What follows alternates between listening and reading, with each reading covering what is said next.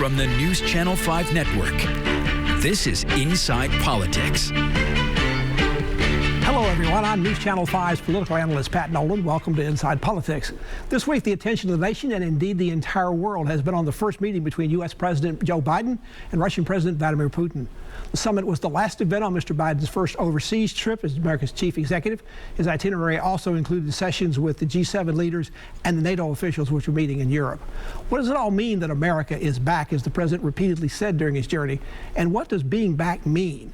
To give his insights and perspectives, we invited MTSU political science professor and dean of the Honors College, Dr. John Weil, to join us.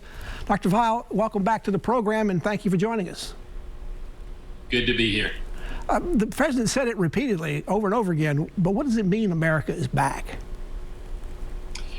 I think it's probably trying to indicate that we're going to be a little bit more predictable than we were under Trump.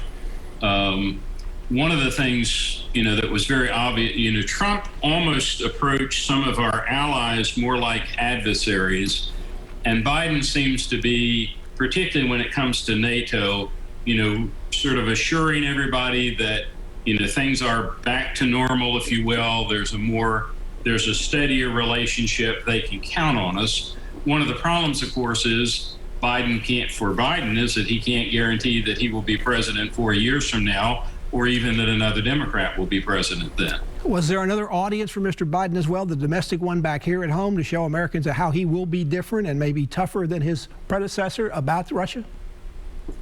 I think so. There was a little discussion at the very beginning of his trip as to whether he was leaving abroad because things in the United States were at sort of a stalemate when it came to the infrastructure bill and, the voting measures and a number of other things. But it's pretty typical for the G7, of course, is a regularly scheduled event, and it's pretty typical for American presidents to go abroad. Our presidents are both head of government and head of state, and so they combine the roles that, say, in England would be shared with the Queen and the Prime Minister. Mr. Putin was a target audience as well for this. He wanted to make it clear that he was not Donald Trump, that he was not going to let Putin get away with things. He was going to say, as he put it, I'm going to say what I need to say. Absolutely. Now, here's where, though, what is said will have to be measured by what happens. If you'll remember, I think one of the most critical mistakes that Obama made during his presidency was declaring, there would be a red line in Syria, and then when the line was crossed, saying, which I have some respect for, well, Congress won't go along with me, so I can't enforce it. But, to issue a warning or to make a threat that you're not really able to carry through doesn't work very well. So we'll have the jury is still out on that. Mr. Putin seemed to think from his comments that the summit was productive. Did the Russian leader achieve what he wanted out of the session, and how was the meeting productive for him? Well, some people think he got more. They used to talk about the world being a bipolar world in which, it was the United States and the Soviet Union. The Soviet Union is much diminished in power. Russia, it's Russia rather than the Allied States. And anytime another world leader can appear on the stage with an American president, particularly for a 2 or 3 hour session with cameras flashing, is generally a good thing. Unlike President Trump, this particular format for the summit did not include a joint press conference at the end. They had separate press conferences.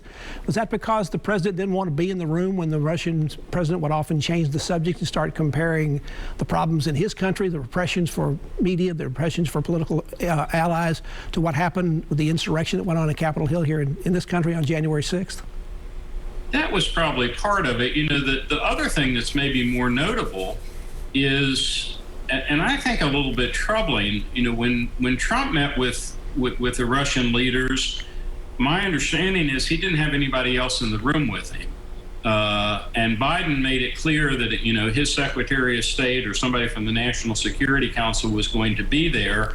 And I think that's, for those of us who are always concerned that a president might make a mistake, it's always good to have somebody else in the room with him. The summit lasted only 3 or 4 hours. That's short by summit standards. That's not a lot of time. The president could have delivered all the messages to Mr. Putin he wanted by telephone call. They've talked several times already yet. There are dangers or risks of taking it up to the summit level. He thought it was worth it. You know, again, I think this is one of those where time will tell. You know, there have been examples. Apparently, when Khrushchev had his first meeting with John F. Kennedy, Khrushchev got the notion that, incorrect as it turns out, that Kennedy was something of a pushover, and some people believe that that ultimately led to the Cuban Missile Crisis. So, you know, first impressions, of course, Biden's been around for a long time and Putin's been around for a long time, but first impressions as president, I think, can be fairly meaningful. In the wake of the summit, the U.S. and Russia are now sending ambassadors back to Moscow and to Washington. They're also perhaps reopening arms negotiations. Is that the major accomplishment out of the summit, and what does that mean? Again, we probably won't know for a few weeks. I mean, the major accomplishment would be that the cyber attacks from apparently directed from groups within Russia would stop. And of course, we're just not going to know that for some time. I thought maybe the most interesting aspect of the talks, and some said it wasn't a threat, but I thought when Biden apparently told Putin that, you know, cyber attacks can work both ways, and you have a pipeline that your economy depends on for oil, and it could be stopped. I took that to mean, you know, we have the same capacities that you do. We haven't used them yet, but if you keep pushing, we're likely to do so. There were several indications during the summit that things were pretty tense. We had that situation where Russian security officials were kind of muscling the media during the opening photo op. And then afterward, the president kind of snapped at a reporter from one of the questions. Even though not much was accomplished, the stakes were very high. Yeah, I think it's hard to imagine, really, you know, what is the term? The eyes of the world are upon you. And you know, we know from the past that sometimes a single gaffe or a single, you know, misinterpretation of another person's intention can lead to all kinds of consequences. So I was pleased that Biden backed down and apologized to the reporter, who obviously was simply doing her job. Dr. John Weil of Middle Tennessee State University, political science professor and dean of the Honors College, is our guest on Inside Politics. We're talking about the Putin-Biden summit this week. Back to continue our conversation after this break.